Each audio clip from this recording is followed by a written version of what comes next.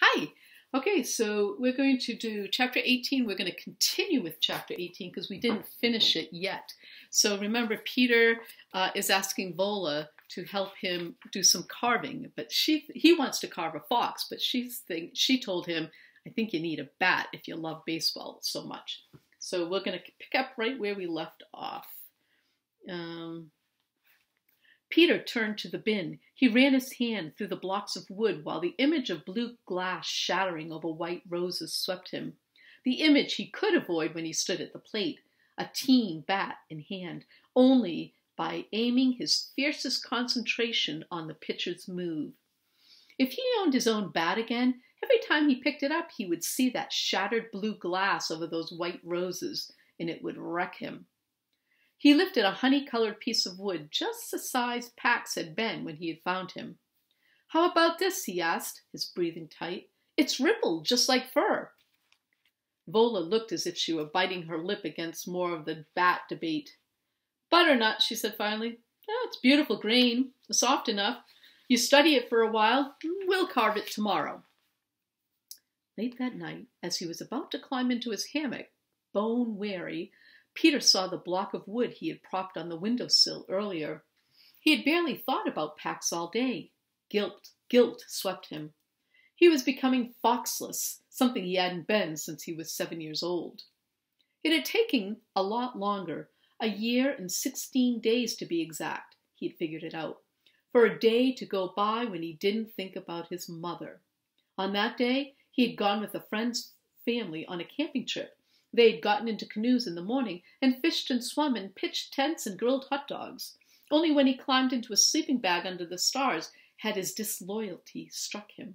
He had worried that night that he deserved to be motherless. He pulled her picture out from his pack. Her birthday, the kite, one of the very good memories. The kite hadn't flown. He had been 6 years old, and really it wasn't anything more than a picture of a dragon taped to some popsicle sticks. Even at that age, he had known that if his father had been there, somehow the kite's failure would have ruined the afternoon. But his father wasn't there, and his mother had just laughed about it, and they had spread a blanket on the hill and made a picnic of peanut brittle and grape juice, and made up story after story about the paper dragon, who was too wise to go flying off into the air when so many other adventures were waiting for him on the ground. Peter set the photo on the sill beside the block of wood. He closed his eyes. He needed to visit some memories of Pax now, too. Pax, waiting at the door of his pen whenever Peter got home because he had learned the whine of the school bus brakes, nosing through his backpack for apple cores. Peeking out of his sweatshirt pocket, Peter had snuck him into school once in 2nd grade. He hadn't thought of the consequences to the kid, but had only wanted the secret comfort of his company. There'd been a fire drill, and the alarm had terrified Pax. Peter had been sent home and his father had been angry, but the way the kid had shivered and meowed had been the true punishment for Peter. The best memory was a quiet one. The winter before last had been cold, with long stretches when Peter hadn't wanted to leave the fireplace to do his homework.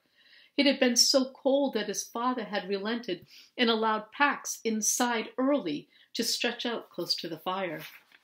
Pax would doze with his muzzle and front paws getting so hot that Peter kept checking on them.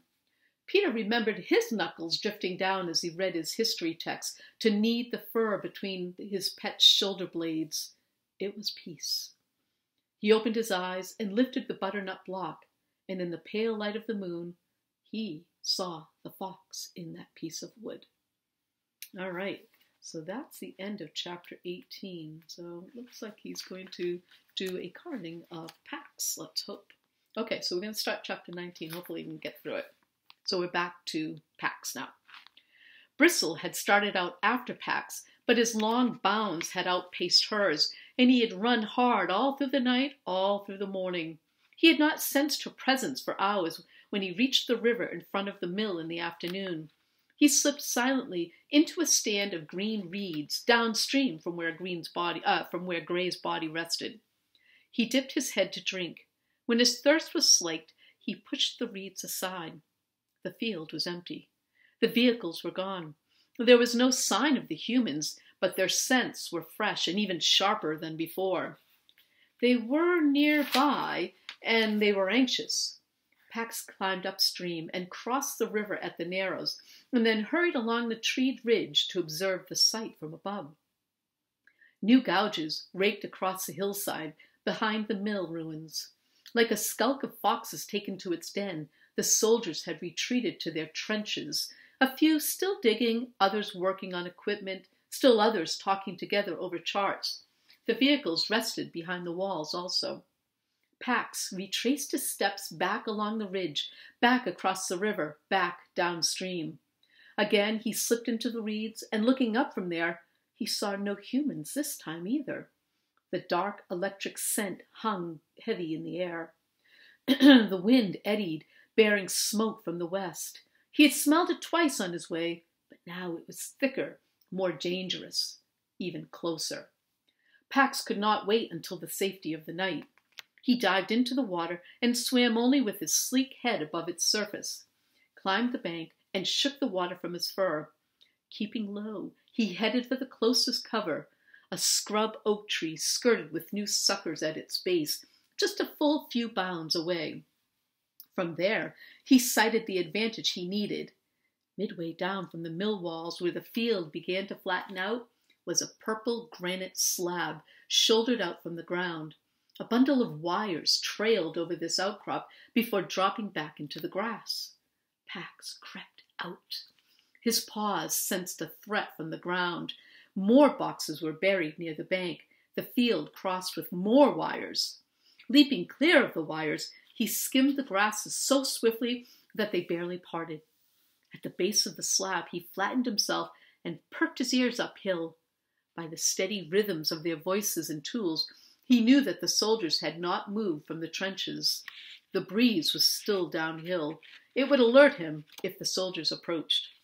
He pulled a wire out and began to gnaw at it. Before he had chewed through the sheathing, a flurry of teeth attacked him from behind. He hit the rock hard. The wind knocked out of him. He rolled to his feet and saw Bristle leap out over to him to the crest of the slab. From that height, she held his advantage. The crows say war-sick humans are nearing. This exploding earth, these dead wires, leave this for them to find, she communicated to him. Pax was larger than Bristle, but he was no match for her determination. Every time he attempted to reclaim his position at the wire, her snapping jaws held him away. He circled the outcrop, climbing closer to the mill than he liked, to come at her from above. But before he could pounce, a movement down at the river caught his eye. Bristle noted his alarm, but kept her gaze locked on Pax. The humans have arrived? Pax sensed an eager thrill below the question. No, another fox, I think, he communicated. Bristle refused to be distracted. No fox from our valley would venture past the territory boundary. Pax rose on his haunches for a clearer view. He saw it again, a narrow copper wedge tipped with white that rose and disappeared, running beside the riverbank along exactly the path he had taken earlier, the same path Bristle must have tracked to find him. At the reeds, another red flash. A small fox splashed into the water, and Pax recognized him. He shrieked a warning. Bristle turned to look at them. Runt struggled out of the water beside the scrub oak. Instantly, Bristle sprang up, seeming to double in size. In a single leap, she cleared the ledge and then flew down the slope. No, back, home, back! She flashed through the grasses. The panic in her voice only seemed to spur Runt on. He rose again to get her position, then loped in joyful bounds toward her. Pax pounced on the wire, but he was too late. Just as he stripped off its sheathing, the outer covering, a dark odor of lightning blew through the earth. A jolt of current shattered one of his back teeth. It seared his bottom lip, scorched his throat, and sizzled down his spine. And then a swath of lower field exploded in the sky. Pax was knocked off the ledge, and when he hit solid ground again, tangled in uprooted shrubbery, the broken world went silent.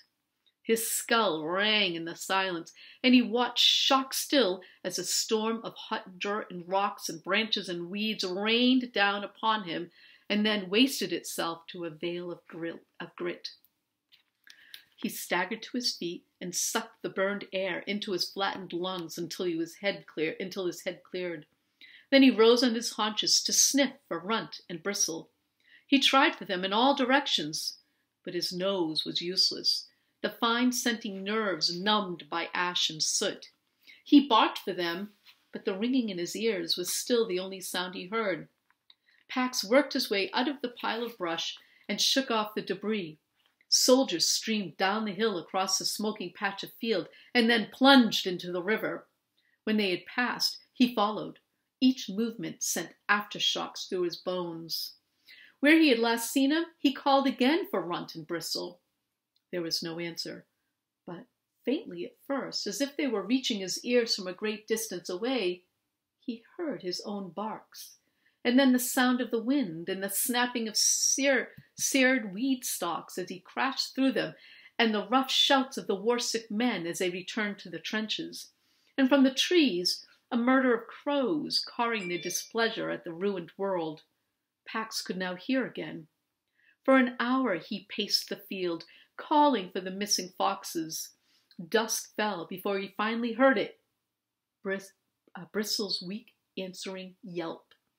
He followed the call to the river's edge. There the scrub oak was lying splintered and smoking over the bank, its blackened branches in the water. Pax found Bristle tucked into the earthy ball of its roots. Her head was up, and her eyes were alert, although her muzzle was matted with blood. The fur of her beautiful brush was burned to a black crust. Pax nosed her face. The blood on her cheek was not hers. She dropped her head. Curled beneath her was the still body of Runt. Pax dipped his head to the little fox's chest. It rose and fell in ragged hitches, and Pax was relieved. But then Bristle shifted, and he saw where Runt's hind legs should have been, where the neat black furred leg and the quick white paw should have been. There was only a shredded red mess on the blood-soaked leaves. Poor Runt. So that takes care of Runt. But Bristle is a little injured, but it looks like Bristle's going to make it. So, of course, as you know, there was an explosion. It was the army's explosion, and Runt and Bristle were caught in the middle of it. So we'll stay tuned, and the next chapter will be all about, we'll go back to Peter and see what he's up to. All right.